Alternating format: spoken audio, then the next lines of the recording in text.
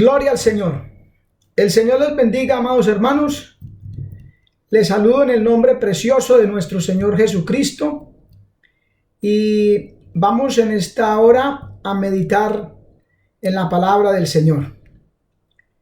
Y hoy lo vamos a hacer en Primera de Corintios, capítulo 15, versos 51 al 53. Dice así la palabra del Señor. He aquí os digo un misterio. No todos dormiremos, pero todos seremos transformados.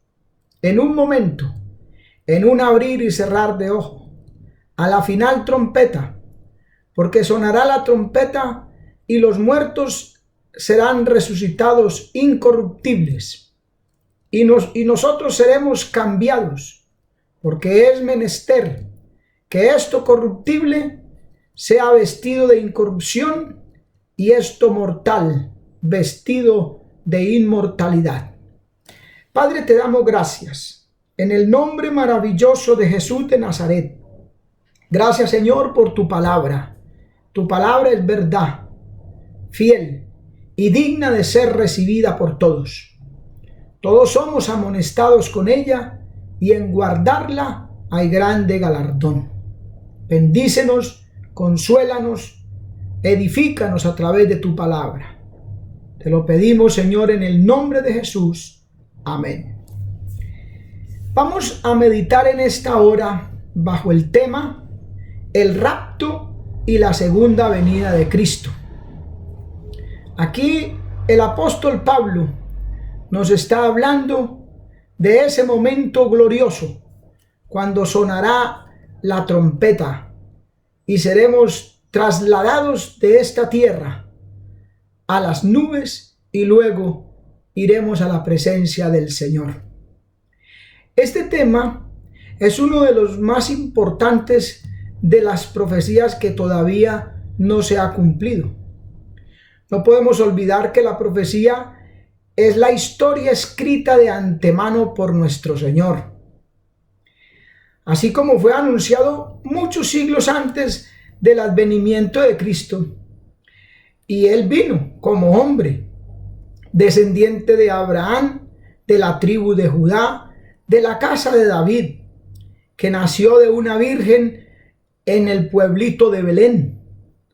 También vemos detalles explícitos acerca de su muerte en el Salmo capítulo 92, escrito unos 1000 años antes de la venida del Señor, que cumplieron cabalmente todos los detalles con admirable precisión.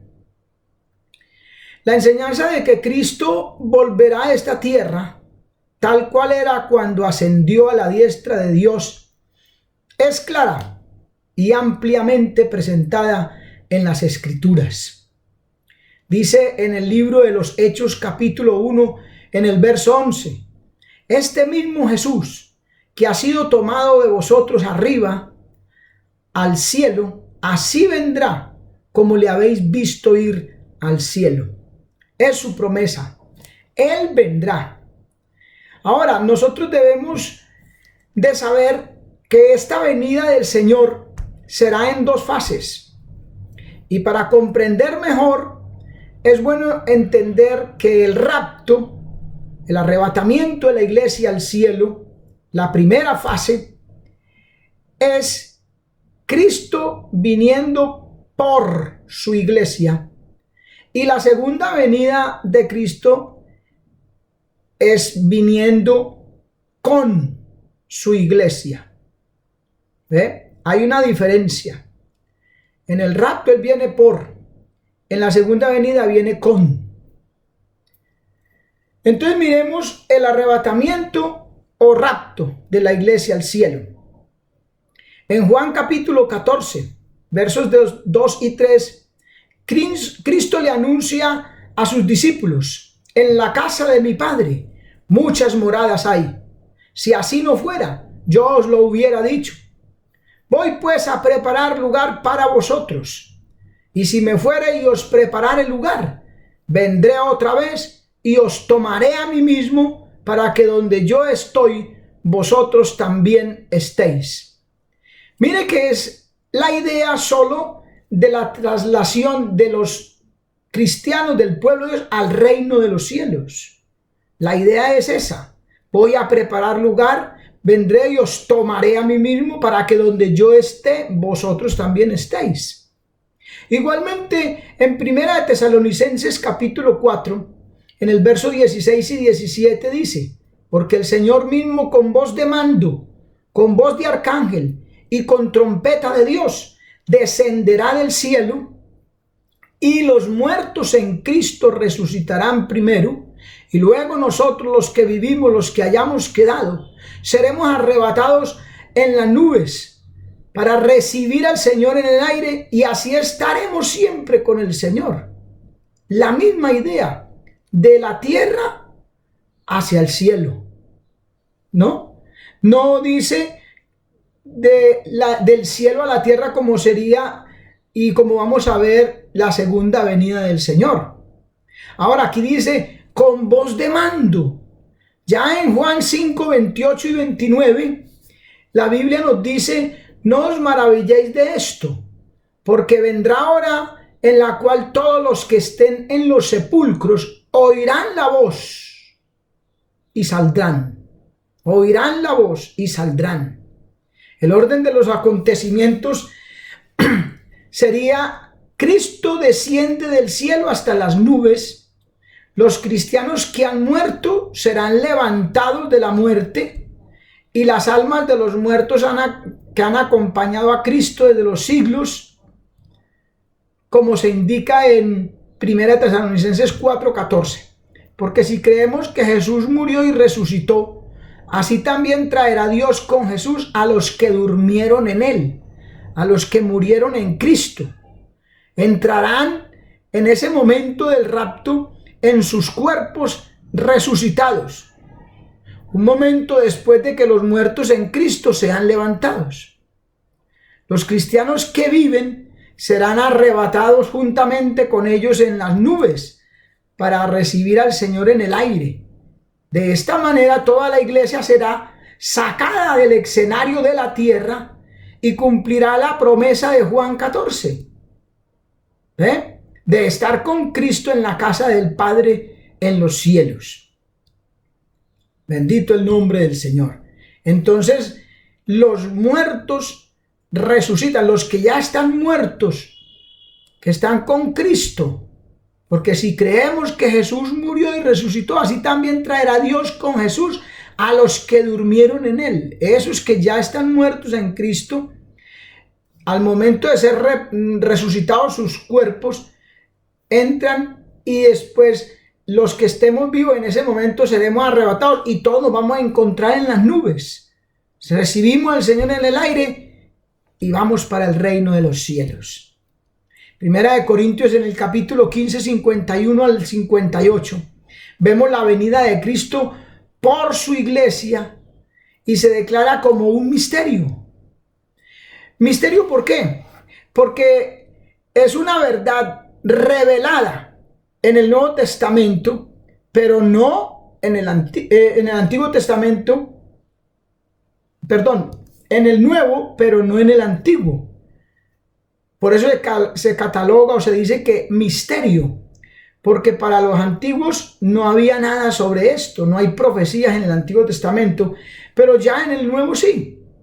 Romanos capítulo 16, verso 25 dice: y al que es poderoso para confirmaros según mi evangelio y la predicación de Jesucristo, según la revelación del misterio encubierto desde tiempos eternos, pero manifestado ahora por las escrituras de los profetas según el mandamiento de Dios eterno, declarado a todas las naciones para obediencia de la fe. ¿Ve? Declarado ahora en la fe, en la gracia. Colosenses 1:26, a saber, el misterio que ha estado escondido de los siglos y de las generaciones, mas ahora ha sido manifestado a sus santos. Es una bendición. Por eso Pedro dice que los profetas que antes profetizaron escribieron, pero no entendieron. y les fue revelado que no para ellos, sino para nosotros escribían estas cosas. Dice la palabra, en un momento, en un abrir y cerrar de ojos, los cuerpos resucitados de los muertos serán levantados con incorruptibilidad. O sea, no envejecerán, serán inmortales y no van a estar sujetos a muerte. Y a la vez serán sin pecado. Efesios 5:27 dice, para que la presentase a sí mismo una iglesia gloriosa, que no tuviese mancha ni arruga, ni cosa semejante, sino que fuese santa y sin mancha. Una iglesia gloriosa, con un cuerpo glorificado, apto para vivir eternamente. Dice Filipenses capítulo 3, verso 20 y 21, mas nuestra conversación es en el cielo, de donde también esperamos al Salvador, el Señor Jesucristo, el cual cambiará nuestro vil cuerpo para que sea hecho semejante a su cuerpo glorioso, según la operación de su poder, con el cual puede también sujetar así todas las cosas. ¿Sí ven? Ya que nuestros cuerpos y de los cuerpos de los que murieron en Cristo no son aptos para el reino de los cielos. No entrará allí carne y sangre. Por eso es que Pablo dice, todos seremos transformados. En un momento, en un abrir y cerrar de ojos, todos seremos transformados. La teoría del arrebatamiento antes del fin de los tiempos se llama teoría pretribulación. Antes de los sucesos de la tribulación y de los sucesos del fin del mundo, del siglo, entonces es pretribulación. La venida de Cristo por sus santos y con sus santos un solo evento, lo llaman post-tribulación. O sea, no tienen en cuenta la diferencia que hay entre que viene por y que viene con sus santos. Entonces se llama post-tribulación. ¿De qué depende esos dos conceptos o teorías? Depende de cuán literalmente se interprete la profecía. Uno tiene que ceñirse a la palabra, lo que la palabra dice. En el arrebatamiento, si nosotros leemos pasajes acerca del arrebatamiento, los santos que viven son arrebatados, mientras que ningún santo es trasladado en conexión con la segunda venida de Cristo a la tierra. Solo en el arrebatamiento se habla de un traslado, en la segunda venida no. Cuando hay textos acerca de la segunda venida, no se menciona, no se hace alusión a este asunto. En el arrebatamiento, por ejemplo, mientras que en la segunda venida los santos quedan en la tierra sin ser arrebatados. En el arrebatamiento son trasladados. En el arrebatamiento el mundo queda sin cambiar y sin juzgar y continúa en pecado. Normal la trayectoria del mundo. Mientras que en la segunda venida el mundo es juzgado y se establece la justicia en la tierra. Viene el reino milenial.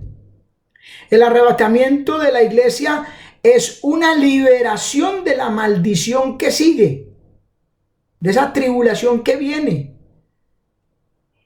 Al Señor arrebatar su iglesia lo está librando. En la segunda venida es una liberación, pero de aquellos que han creído durante el tiempo de la tribulación y han sobrevivido. El arrebatamiento de los santos es una verdad revelada solo en el Nuevo Testamento, mientras que la segunda venida de Cristo a la tierra es una doctrina prominente en ambos testamentos. En el arrebatamiento Satanás no es atado. Ahí no se habla de que se ató al diablo, sino que está muy activo en el periodo que sigue, que es la tribulación. En la persona del anticristo hace como él quiere. Mientras que en la segunda venida leemos que Satanás es atado en el pozo del abismo. Dios lo inactiva por un tiempo durante el milenio. Un estudio de la doctrina de la venida de Cristo para establecer su reino con todo lo que sucede antes y después deja claro que estos acontecimientos no se relacionan a la iglesia, sino más bien a Israel y a los gentiles creyentes o no creyentes en ese momento. La verdad de la inminente venida de Cristo por su iglesia es una verdad muy práctica. Los cristianos tesalonicenses fueron instruidos en esperar de los cielos a su Hijo, el cual resucitó entre los muertos, a Jesús, que nos libra de la ira que vendrá. Primera Tesalonicenses 1:10. ¿Ve? Pablo les habla claramente. Su esperanza no era la de sobrevivir a través de una tribulación, no, sino de la liberación de la ira de Dios que sería esparcida sobre toda la tierra. Todos esos son detalles que hay que tener en cuenta. Yo te libraré de la hora de la prueba que ha de venir para probar al mundo entero. Dios siempre ha mostrado en su palabra la liberación de esa ira sobre el pueblo, sobre el mundo, pero que guarda a los suyos. En Isaías 26 dice: anda, pueblo mío, éntrate en tus aposentos, escóndete en tus aposentos, entre tanto que pasa la ira y la indignación del Todopoderoso, porque aquí que sale de su lugar. En Primera de Tesalonicenses 5:9 dice: porque no nos ha puesto Dios para ira, sino para obtener salvación por medio de nuestro Señor Jesucristo. En Apocalipsis 6:17: porque el gran día de su ira es venido, ¿y quién podrá estar en pie? ¿Se da cuenta, hermano, amigo? Eso es lo que Dios quiere hacer. Por eso llama hoy al arrepentimiento, a que nos guardemos para el Señor, para librarnos de ese periodo terrible de tribulación. Como se presenta en el Nuevo Testamento, el arrebatamiento es una esperanza reconfortante. ¿Sí? Primera de Tesalonicenses 4:18: por tanto, consolaos los unos a los otros con estas palabras. Por eso, el libro de Apocalipsis, que a algunas personas les tienen que miedo o no les gusta mirarlo mucho, cuando el libro de Apocalipsis se escribió precisamente para consolar a los santos, a los fieles, a los de la iglesia que estaban en tribulación en aquellos días de la persecución imperial. Dios le da a Juan en la isla de Patmos, quien también estaba cautivo allí, le da esa revelación para consolar y mostrarles que el triunfo final es para nosotros. Es una esperanza purificadora. Mire lo que dice Primera de Juan capítulo 3 versos del 1 al 3. Mirad cuán amor nos ha dado el Padre, para que seamos llamados hijos de Dios. Por esto el mundo no nos conoce, porque no le conoció a Él. Muy amados, ahora somos hijos de Dios, pero aún no se ha manifestado lo que hemos de ser. Pero sabemos que cuando Él se manifieste, seremos semejantes a Él, porque le veremos tal como Él es. Cualquiera que tiene esta esperanza en Él se purifica a sí mismo como Él es puro. Bendito el nombre del Señor. Para librarnos de la ira que vendrá, Dios quiere que andemos conforme a su palabra. Una expectativa bendita y feliz. Eso es el arrebatamiento de la iglesia. ¿Por qué? Porque nos libra de la ira. Tito capítulo 2, versos 13 y 14 dice: esperando aquella esperanza bienaventurada, la gloriosa venida, el regreso de nuestro gran Dios y Salvador Jesucristo, que se dio a sí mismo por nosotros para redimirnos de toda iniquidad y purificar para sí un pueblo propio, celoso de buenas obras. Qué bueno el Señor, hermano. Qué bueno, amigo, que pudiéramos abrir el corazón para entender esta palabra, que Dios no quiere la muerte del pecador, sino que se arrepienta y viva. que no quiere que nosotros andemos indiferentes como la iglesia de la Odisea, hermano, que dice ella en su orgullo, en su soberbia, en su confianza en los bienes materiales, dice: soy rico y me he enriquecido y de ninguna cosa tengo necesidad. ¡Qué error! Por muy bien que esté el hombre sobre la tierra, siempre necesitará de Dios. Por eso Dios le responde: ¿y no sabes que tú eres un desventurado, miserable, pobre, ciego y desnudo? Mientras que el mundo no verá a Cristo hasta la segunda venida para establecer su reino, los cristianos verán a Cristo en su gloria, en el monte del arrebatamiento. En ese momento glorioso será para ellos la manifestación gloriosa de nuestro gran Dios y Salvador Jesucristo. Eso en cuanto al rapto. Ahora miremos la segunda venida de Cristo. Acontecimientos importantes que preceden a la segunda venida de Cristo. Seguirá al arrebatamiento, un periodo de preparación en el cual 10 naciones estarán a conformar una confederación en un surgimiento del antiguo imperio romano. Ese va a ser liderado por el anticristo, una preparación después del rapto, antes de la venida. Por eso tenemos que distinguir para darnos cuenta que la venida de Cristo anunciada allá en la palabra, en Juan 14, está hablando de 2 fases. Secreta, Cristo viene por su iglesia hasta las nubes, y la otra, todo ojo verá, se dará cuenta el mundo, que es la segunda venida de Cristo. Por eso después del rato sobrevendrá un periodo de paz, traído por un dictador en el área del Mediterráneo, comenzando con un pacto con Israel. Según él, para 7 años le dará paz a Israel. Sobrevendrá un tiempo de persecución luego de 3 años y medio, cuando él quebrantará el pacto y perseguirá a Israel y a los creyentes en Cristo. ¿Ve?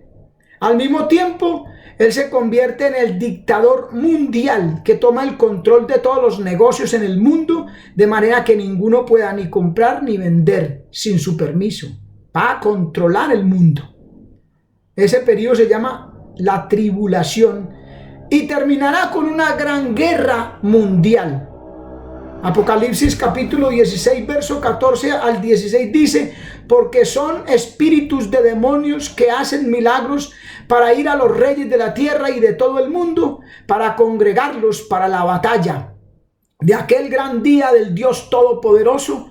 He aquí yo vengo como ladrón. Bienaventurado el que vela y guarda sus vestiduras, para que no ande desnudo y vean su desnudez.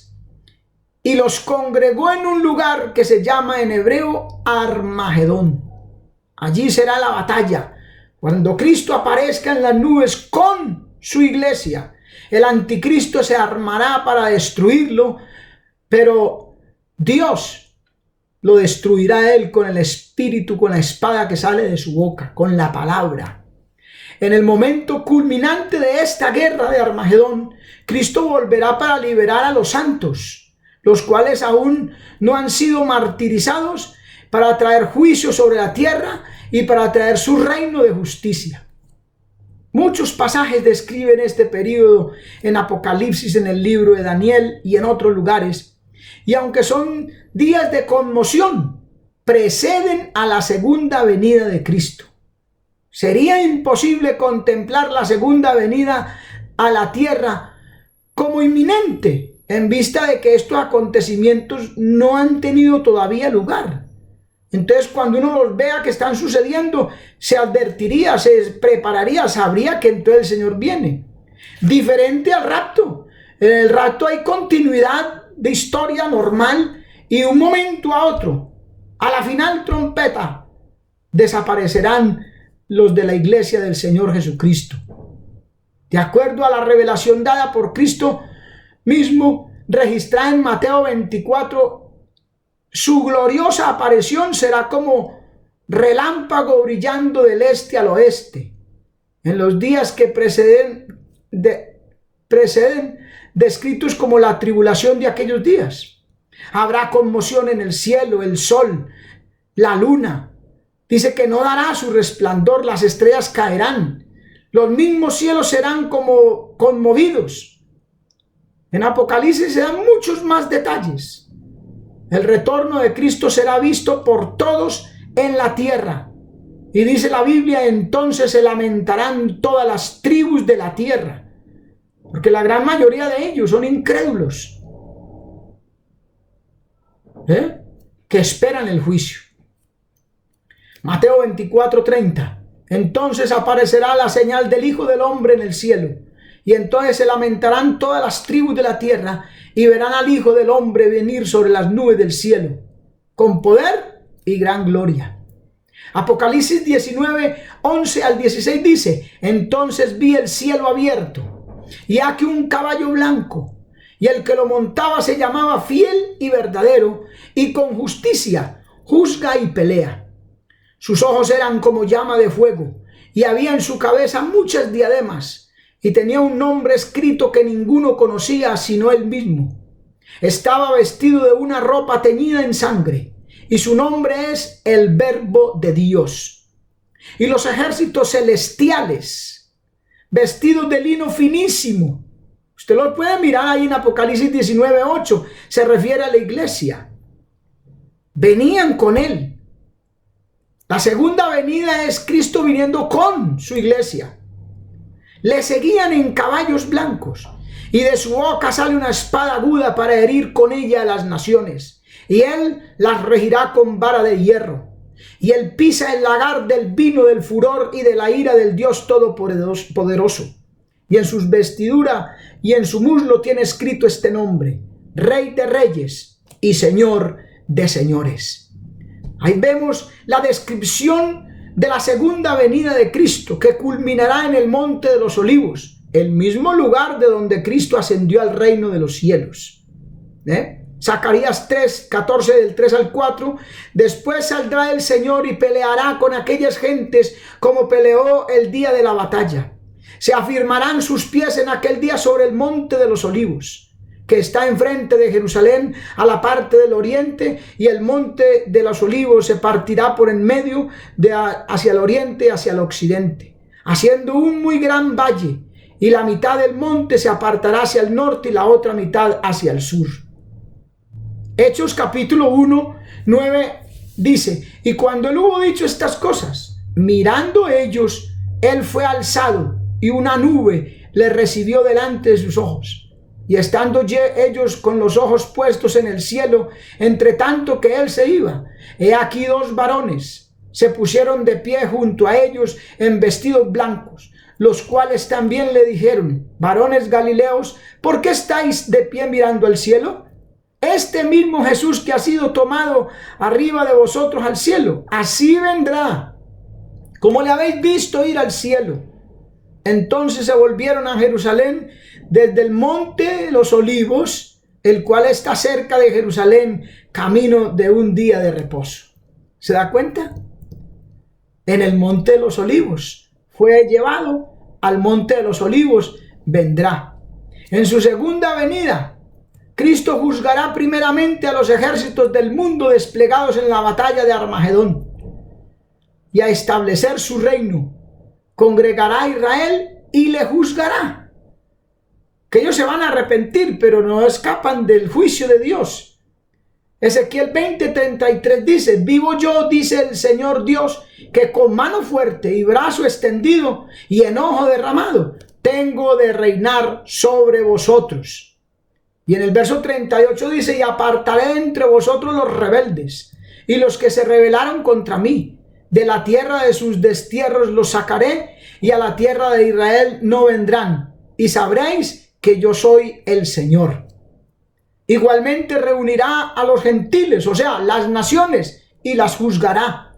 Mateo 25:31, cuando el Hijo del Hombre vendrá en su gloria, y todos los santos ángeles con él, entonces se sentará sobre el trono de su gloria, y serán juntadas delante de él todas las naciones. Y los apartará los unos de los otros como el pastor las ovejas de los cabritos. Y pondrá las ovejas a su derecha y los cabritos a su izquierda. Entonces el rey dirá a los que estarán a la derecha: venid benditos de mi Padre, heredad del reino aparejado para vosotros desde la fundación del mundo. Y entonces dirá también a los de la izquierda: apartaos de mí, malditos, al fuego eterno que está preparado para el diablo y sus ángeles. Quiere decir, traerá su reino de justicia y paz sobre la tierra, con Satanás atado, y toda rebelión abierta será juzgada. Podemos ver ahí, hermano, amigo, hay una diferencia entre lo que es el rapto de la iglesia y la segunda venida de Cristo. El rapto será 7 años antes de la segunda venida de Cristo. En el rapto todo es secreto. El Señor Jesucristo desciende hasta las nubes y el Espíritu Santo levanta la iglesia. Ahí se reúnen y se irán para el cielo. Es un acontecimiento, un suceso de la tierra al cielo. En la venida de Cristo todo le verá. Vendrá con su iglesia ya. Pero antes de eso hay una serie de acontecimientos que lo preceden. Sí hay un rapto y sí hay la segunda venida de Cristo. Antes de esos acontecimientos será el rapto. Amén. Resta que nosotros nos preparemos, que seamos custodios de la palabra, que guardemos la palabra en el corazón, que no nos dejemos engañar, porque antes de estos días, dice el Señor Jesucristo: mirad que nadie os engañe, porque vendrán muchos en mi nombre, diciendo yo soy el Cristo, y a muchos engañarán. No puede usted, hermano, tiene la palabra profética más segura, la cual hace bien en estar atento como antorcha que alumbra en lugar oscuro. No se deje seducir del mundo y sus placeres. Amigo, renuncia a la maldad, que pronto Cristo levantará su pueblo. Y si te quedas, ¿qué será de ti sin Jesucristo? Dios les bendiga, Dios les guarde, y hasta una próxima oportunidad.